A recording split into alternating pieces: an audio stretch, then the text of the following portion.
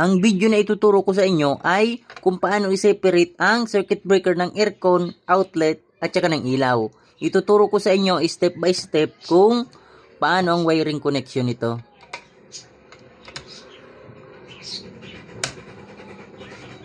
Ngayon, supplyan na muna natin itong main circuit breaker. Ang wire na ilalagay natin dito sa main circuit breaker ay number 8. Ngayon, supplyan na natin.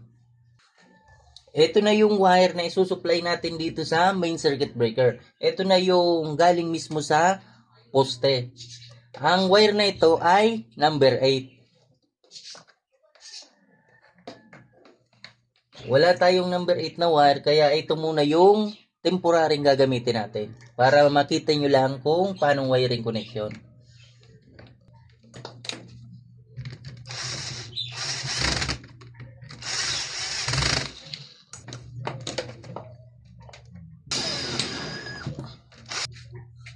Nasupplyan na natin yung main circuit breaker.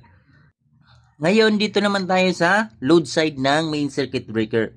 Dito na tayo kukonek ng wire papunta dito sa circuit breaker ng aircon. Ang ilalagay natin na wire ay number 8. At dahil wala ulit tayong number 8 na wire, ay ito na muna yung ilalagay natin.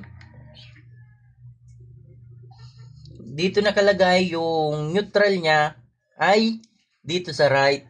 At yung live wire niya ay dito sa left side. Pero kung line to line ang supply nyo sa bahay, ay kahit saan mo dyan i-connect ay okay lang.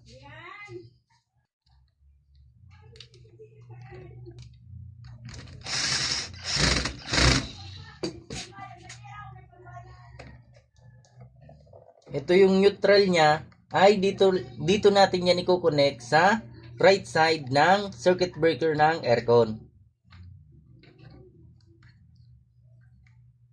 Next, dito naman tayo sa live wire.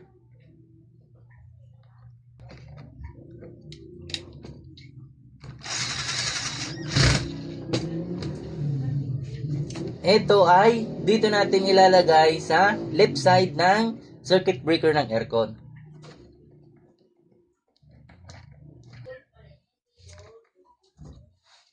Ngayon, nasupplyan na natin yung circuit breaker ng aircon. Para masupplyan yung circuit breaker ng outlet at saka ng ilaw ay gagamit na tayo dyan ng bus bar. Pero kung wala kayong bus bar ay ang gagawin nyo dyan ay magja-jumper kayo galing dito papunta dito sa circuit breaker ng outlet at saka ng ilaw. Pero meron tayong bus bar, ito yung gagamitin natin. Ilalagay nyo lang siya dito galing dito sa circuit breaker ng aircon papunta dito sa outlet at saka sa ilaw.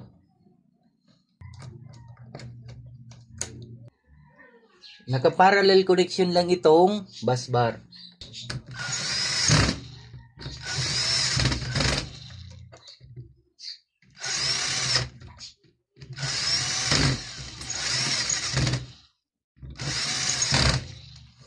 Ngayon, dito na tayo sa load side ng circuit breaker ng aircon.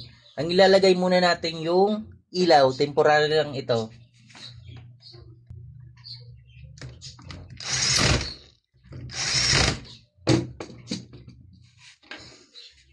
Next, dito naman tayo sa outlet.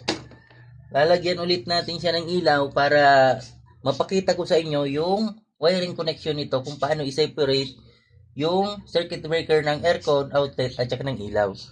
Titignan natin kung gumagana siya.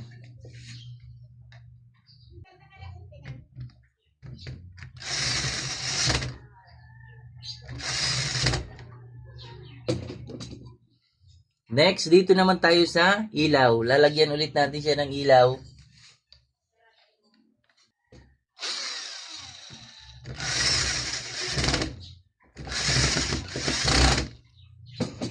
Ganyan lang ang pag-separate ng circuit breaker ng aircon, outlet, at saka ng ilaw. Dito naman sa circuit breaker ng aircon, kung maliit lang ang aircon nyo, 0.5 hanggang 2 horsepower, ay kaya na yan ng 20 ampere. At sa wiring niya naman na ginagamit dito sa load side ay number 12.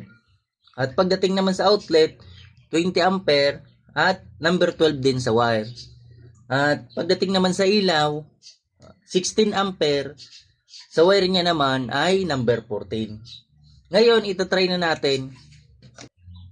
I-on natin ang main circuit breaker.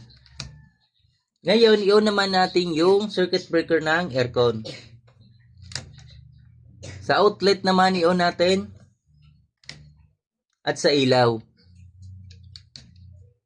Ganyan lang ang wiring connection kung paano i-separate ang circuit breaker ng aircon, outlet, at saka ng ilaw.